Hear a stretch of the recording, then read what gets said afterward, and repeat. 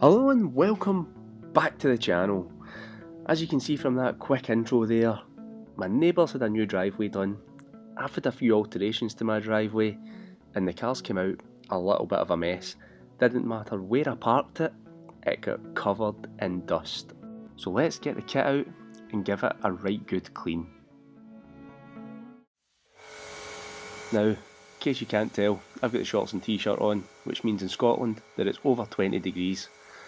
And it means that the car's actually quite hot, so I'm giving the car a bit of a rinse down to try and cool the panel temperatures down, but as well just to prove that the dust that you can see on the car isn't going to easily come off with a rinse. It's going to take a little bit of elbow grease. So let's get a start on the wheels. I'm going to start off by cleaning the tyres and the wheel arches before I do the barrels and the faces of the wheels. I'm trying to get quite in depth with this clean because the car was really dirty. The product that I'm using to do this is called XCP Degreaser. It's really cheap. I got it out of Halfords and it's diluted at 5:1. So there's 200 millilitres of product, and then the bottle, which is a 1 litre bottle, is topped up with water. I have used it previously when I've been doing the engine bay and stuff like that in the Honda, and as a neat product, it performed extremely well. It does say it can be diluted up to 10:1, and so far it looks to be performing really well. I did use a little bit of car shampoo in the IK foamer and then just succumbed to rinse it off. Things are starting to look cleaner already. I was using the EZ big brush there to get in around about the arches and the SGCB tyre scrubbing brush for the tyres.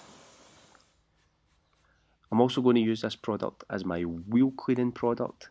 I'll be brutally honest with you, and over the course of doing the Honda, doing the Subaru, my detailing supplies have actually really started to dwindle. I'm going to need to get an order in somewhere, so I'm open to any suggestions, because I actually don't have a dedicated wheel cleaning product or wheel shampoo at the moment. So happy to take any suggestions or potentially any products that you might want to see reviewed and tested on the channel. Feel free to drop a comment down below with any suggestions. If you are new to the channel and you're thinking, I quite like this content, now would be a great time to just hit that like button and hit that subscribe button so that you don't miss out on any future product videos. But as we crack on with the methodical cleaning of the barrels using the EZ barrel brush, I can then move on to getting in and around about the spokes. And then this is just one of the Microfiber company Microfiber wheel wash mitts. I find this very good. It's nice and soft. It's good for getting it in and around all the spokes and in between those tight areas of spokes as well.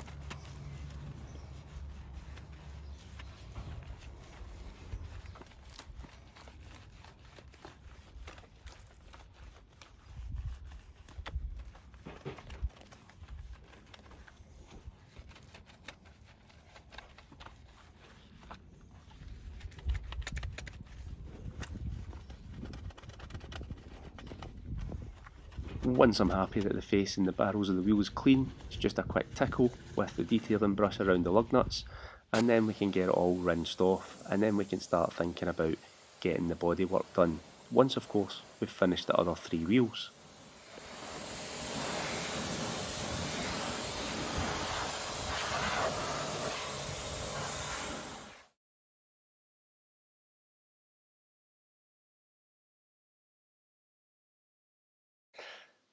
When it comes to the bodywork, I'm going to be using a product that's, to be honest, relatively new to me.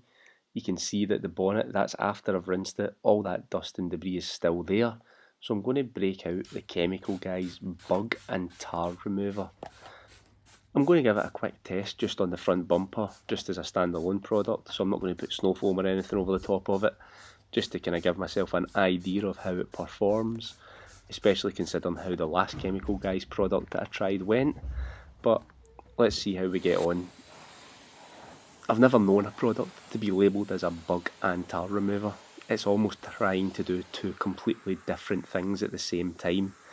All that I can say is that it did actually appear to work quite well as a standalone pre-wash, and you could also smell that tar remover scent that you would get from something like Tardis or any other kind of standalone tar and glue remover. So with that initial test bumper done, it was time to move on to the rest of the car. And I'm going to break the car down into sections because it is hot and I don't want a product like this that does seem to be relatively potent drying out on the paintwork. So I'm going to give one side a coating in the bug and tar remover at full strength. It is a dilutable product, but I'm just going to go full bung here. And then I'm going to give it a nice coating with the Infinity Wax Power Foam Snow Foam. Main reason I'm using this foam is that I know that it hangs about for a long time. I know that it comes out nice and thick, and as my past experience, this snow foam does hang about in quite warm temperatures. So I got a good 5 to 10 minutes of dwell time because I went in and made a cup of tea and then came back out, and the foam was as you see it just now. It rinses off really well, and the combination of the bug and tar remover with the power foam on top of it actually done a fantastic job at lifting a lot of that dust and kind of grinding dust or whatever it is from the monoblock. It lifted it off the car really, really well.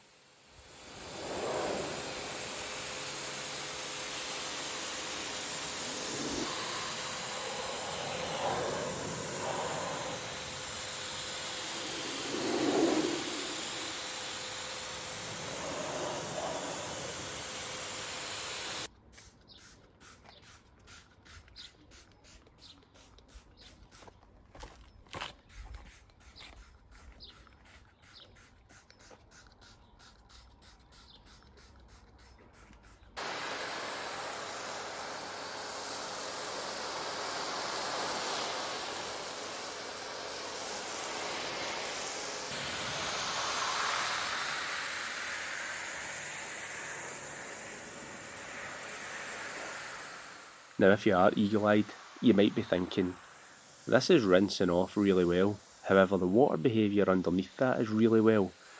And if you watched the last video, when I did wash this BMW, you would think, he only used a spray and rinse product, there's no way that that's left that kind of protection. I'll be honest, the spray and rinse didn't leave that kind of protection. I have washed the car once since, and I used a ceramic infused shampoo, which I'm going to talk about in a little bit. But before I do, let's get in and around the door jambs, get them all nice and clean, get the fuel filler cap nice and clean, and then we can think about doing some car shampooing.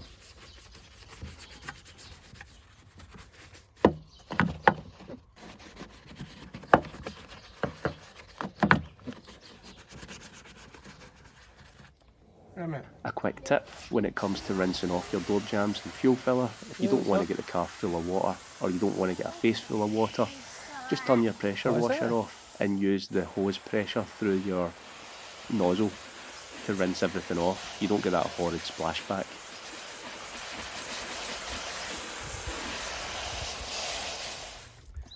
When it comes to this video, I'm not going to lie, this is probably the star of the show. This is an Armour All ceramic infused shampoo. I think it cost me £7.50 from Halfords for 500ml, and you use 75ml per wash. It does say 50, but 75 is a good number. I did use this in a previous video, which is where the water behaviour has came from.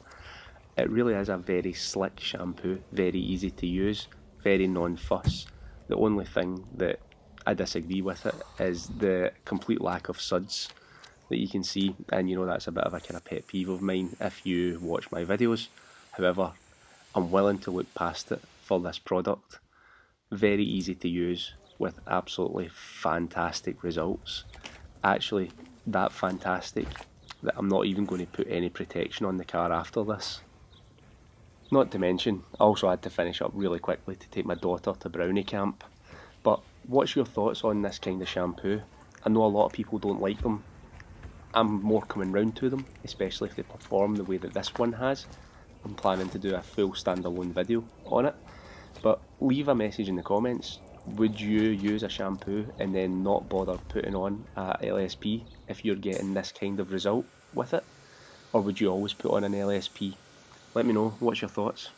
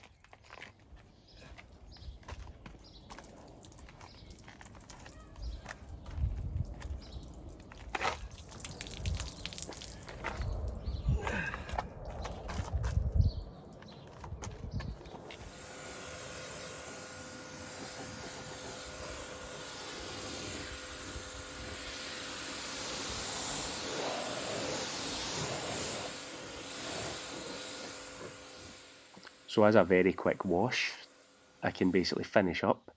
There's no suds left in the bucket, standard ceramic shampoo. Normally I don't wet the towel because the windows do the job, but they were already dried out, so a quick dampen of the towel to make sure it works well. And then it's just a quick once over on the glass. This is just the Blitz Detailing Optic Glass Cleaner. Very no fuss, easy to use glass cleaner. A few spritz on the glass, good wipe over with a microfiber, and then you're good to go. Before we can get into some finishing shots. So if you have enjoyed this video, please do hit that like button, hit that subscribe button, and as always, I'll see you on the next one. Tell me what's wrong and why you never said you felt that way. And guess you're trying to stay strong and fake a smile until I look away. But I've known you too long, it hurts to watch your blue eyes fade to gray as you fade away, as you fade away.